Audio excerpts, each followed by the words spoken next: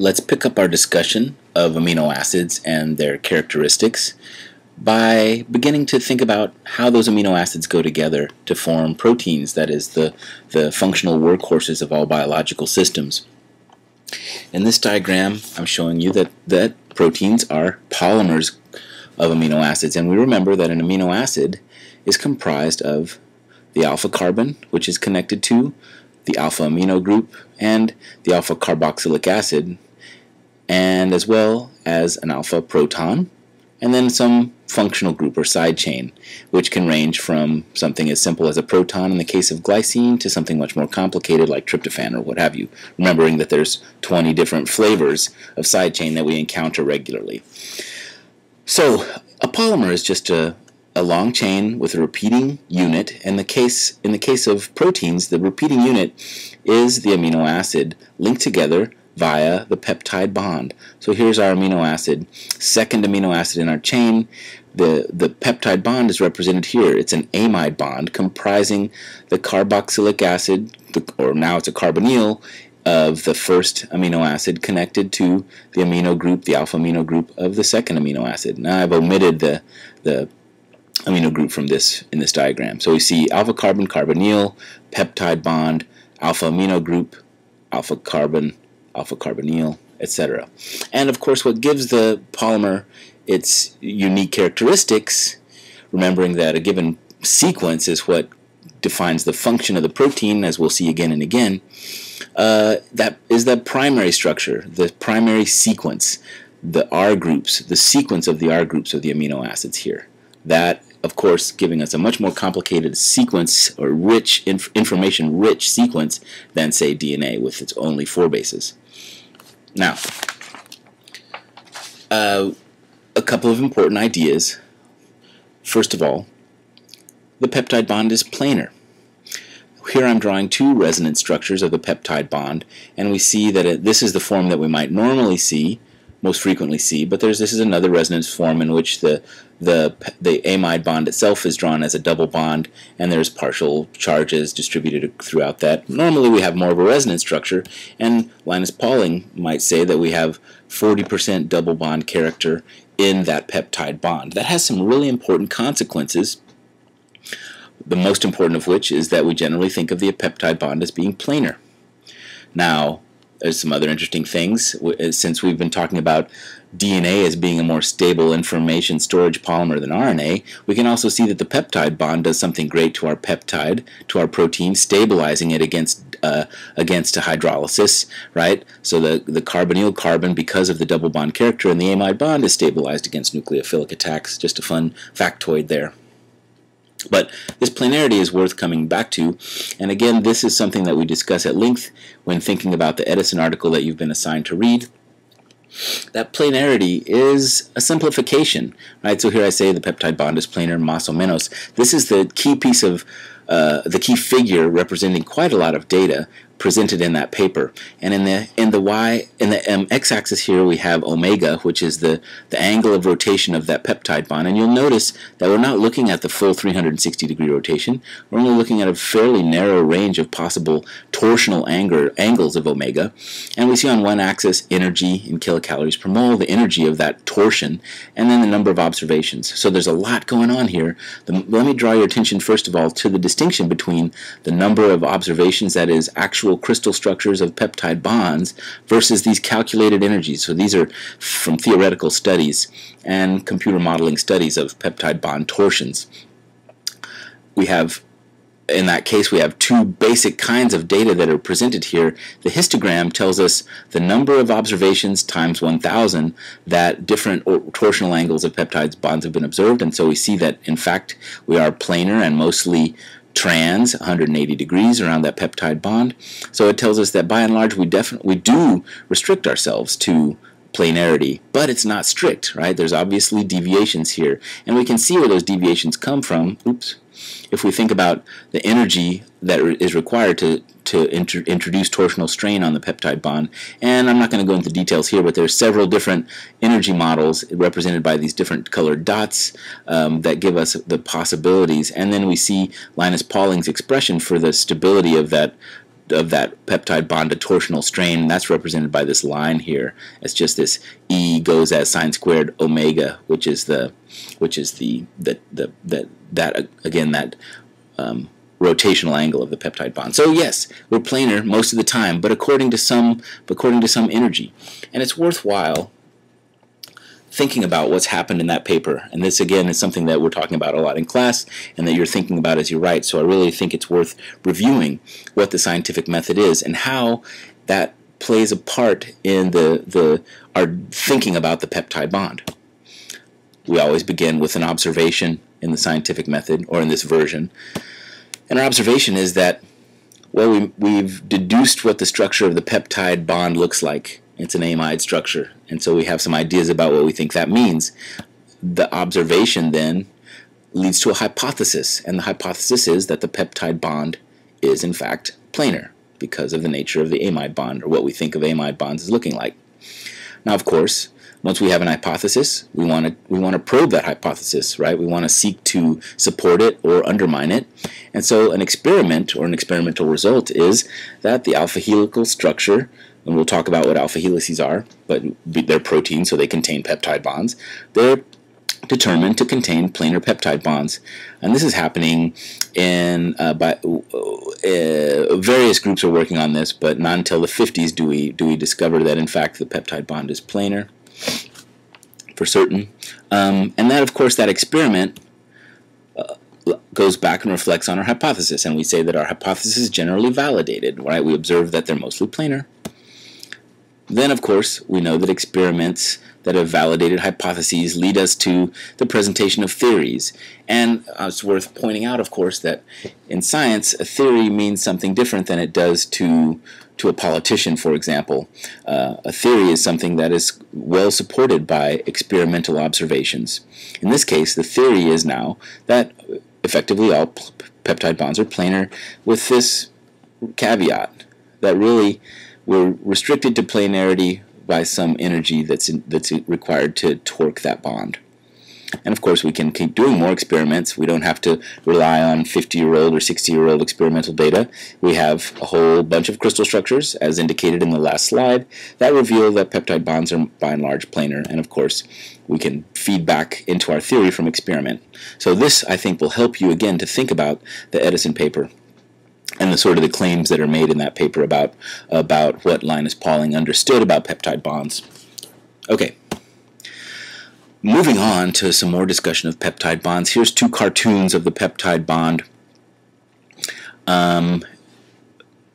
Here's the peptide bond itself, reminding you that we generally think of there being a directionality to this polymer, beginning with the amide end, right, the primary amine end, alpha amino group end of the chain, and heading in the direction of the alpha carbonyl. So here's our peptide bond, carbonyl carbon, nitrogen of the next amino acid, peptide bond between them, and we see that we can adopt a trans or cis configuration, and the trans configuration is strongly preferred, 4-to-1 ratio, strongly preferred over the cis, and it's obvious why, right? Steric hindrance here induces us to choose. We choose the energy minimum. We choose that one which allows us to avoid the steric clash, and we can even compute what that preference might be based on our observations of how often we see trans to cis, and then we can just plug in the numbers, right? We have an equilibrium constant here effectively that tells us that it's worth about a kilocalorie or so.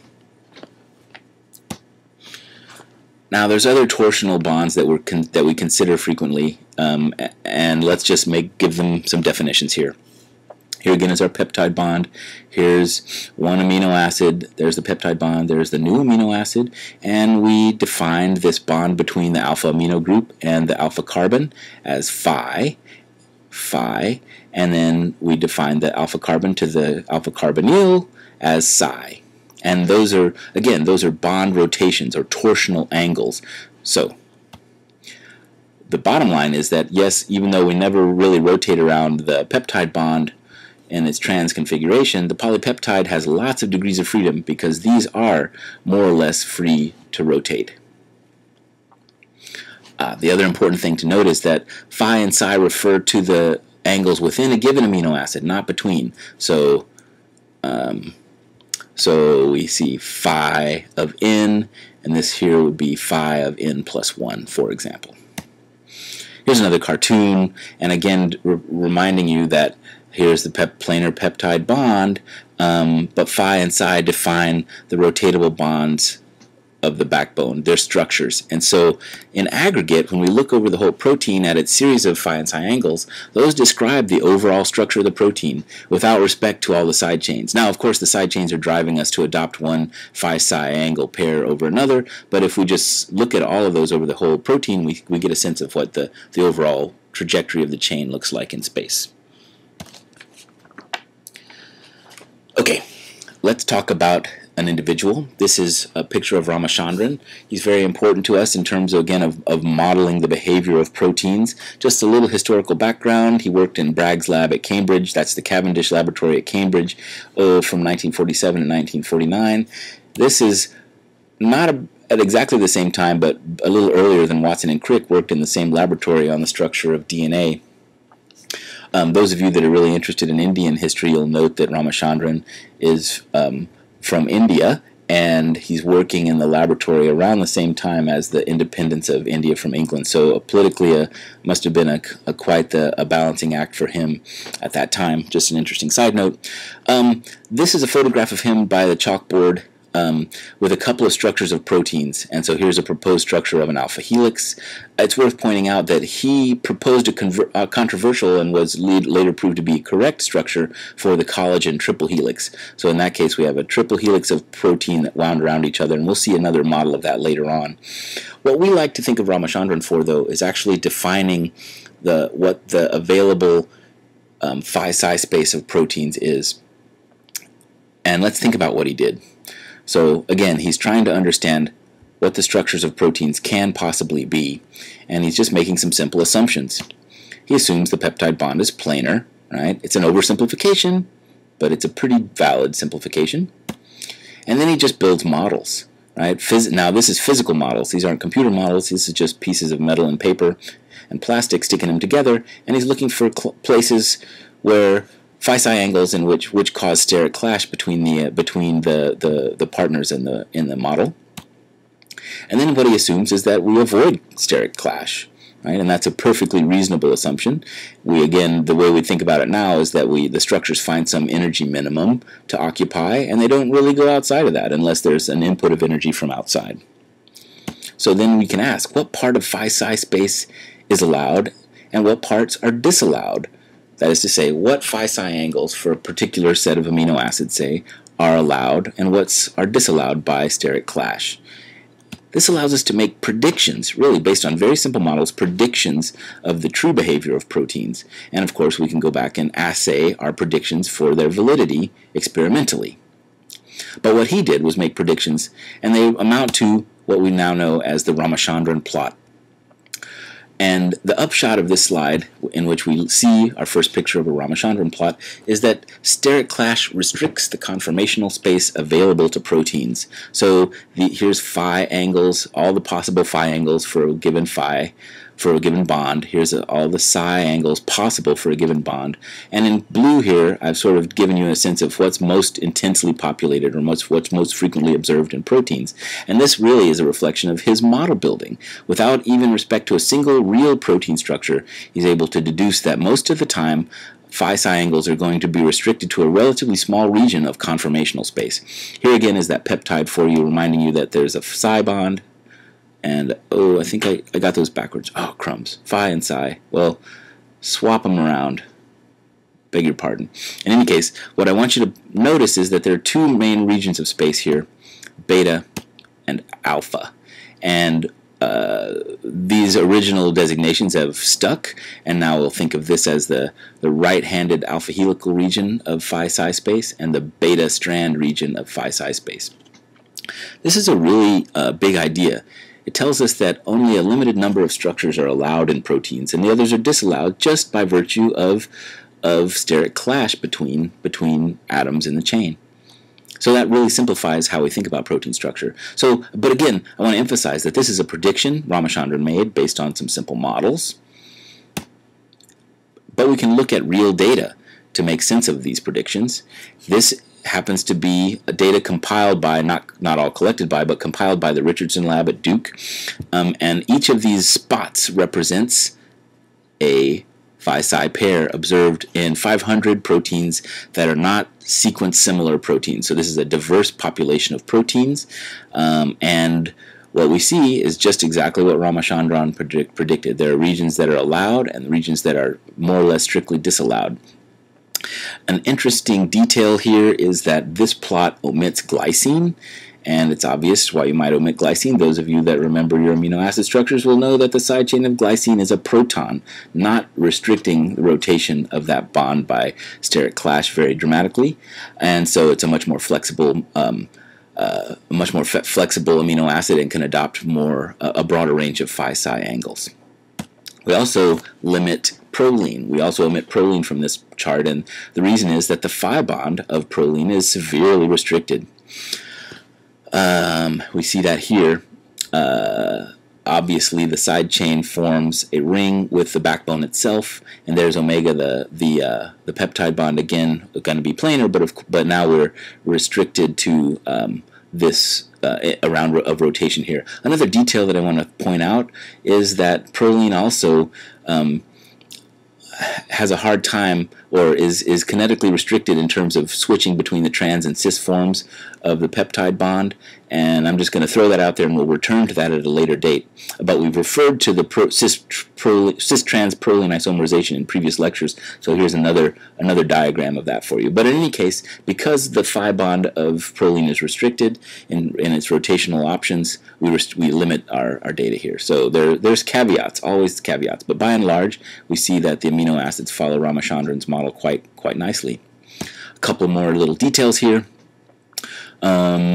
What value are Ramachandran plots? I want you to file this away for when we start talking about how we determine molecular structures later on. These are data that are gleaned from a database of protein structures. This is human myoglobin crystal structure, and we'll define what a crystal structure of a protein is later, but basically it's a set of three-dimensional coordinates that allow us to determine, among other things, what the phi-psi angles for every amino acid in the chain is, or for every for every amino acid in the chain. And so what we see, of course, is that most of the stuff falls into these allowed regions. Again, this is the beta region, and this is the alpha region, and we would say, without even looking at a model of the three-dimensional structure of myoglobin, that it's a helical protein. All of this in the right-handed alpha helical region of phi-psi space. And there's an outlier, and we don't know what the details of that outlier are, but there's a violation there, and what you'd probably guess is that there's some reason for that violation, structural reason for adopting that outlandish phi-psi configuration. Before we leave Ramachandran plots, again, I want to remind you that it's an extremely important idea, the ability for us to make the conceptual leap from simple model building to observed reality. Let's look at glycine. We see in myoglobin, that's again same structure of myoglobin. Most of the glycines are in our helical space, but we see some outliers that go outside of the allowed regions of phi-psi space. And then prolines too. Proline, again, as I said, restricted in terms of phi angles to about -60, and we see, in fact, that all four prolines, even though they adopt a wide range of psi angles, are restricted to that piece of phi space. And pre-prolines as well, and we won't go into that, but the residue just before prolines are also restricted, again, because of the ability of the difficulty of that cis-trans isomerization. Okay, we're coming to the end of this portion of the lecture. We haven't actually seen what a protein's secondary structure is, but I'll remind you that the primary structure of the protein is its amino acid sequence, the identity of the amino acid side chains. But I've given you the idea that just based on phi-psi preferences, there seems to be two regions of configurational space. We've named those alpha and beta. Again, that's 75-year-old terminology that sticks with us. Alpha helix, we'll see in the next lecture what an alpha helix is and what a beta strand is. The key to this slide, though, is that amino acids seem to adopt particular structures depending on steric hindrance. Some amino acids prefer to be in a region of configuration space, just like glycine is happy to avoid the defined regions of configurational space or phi size space. Other amino acids prefer to be in one configurational state or another. So let's just take a quick look at these. These are all ranked. There's the 20 amino acids ranked by their degree of alpha helical propensity, and glutamic acid seems to have a high propensity for alpha helix. If we take a quick look, there's another kind of structure called a beta turn, which we'll define in a few moments, and that seems to have like an opposite tendency. So, and noticing that glycine, this will come back to haunt us, glycine has a very high propensity to find itself in a beta turn. The other factoid that I'm going to throw out here is that there are a couple of amino acids, isoleucine and valine, which are beta-branched amino acids, that seem to prefer to be in a beta strand configuration. So, again, another point to make clear here is that this is all statistical information, right? We can decide that glutamic acid prefers to be in an alpha helix based on thousands of protein structures that are available for us to study. What does that tell us? You get the sense now that what we can start to do is look at a primary sequence, a primary structure of a protein, and try to draw some conclusions about other elements of structure, secondary structure in this case. But what I want to make clear is that we can start to go even beyond secondary structure to tertiary structure, and from thence to function. The point being that starting very simply here, going from primary structure to predictions of secondary structure, we can also begin to look at the amino acid sequence and make decisions about what we think the fold of the protein is and what the function of the protein is. That's going to be an important set of ideas as we move forward. What can those predictions tell us? Here's a website that we're going to get familiar with over the course of the semester. It's called ExPASI, Expert Protein Analysis System. It's a set of online tools that allow us to do a variety of things with protein sequences as well as nucleic acid sequences, and one of which is to feed a primary sequence in and get out a secondary structure prediction. And this is an output of one of those pieces of software, and this happens to be, again, myoglobin. And what we see is that we can make a prediction just based on what we know about most protein sequences, that there are helical regions of the protein. Here's a couple of different prediction methods. Here's where I got the sequence information. These are important websites, of course, the National Center for Biotechnology Information, at the National Library of Medicines, at the National Institutes of Health, paid for by your tax dollars. So there is actually value to paying taxes, unlike what certain politicians might expect you to believe.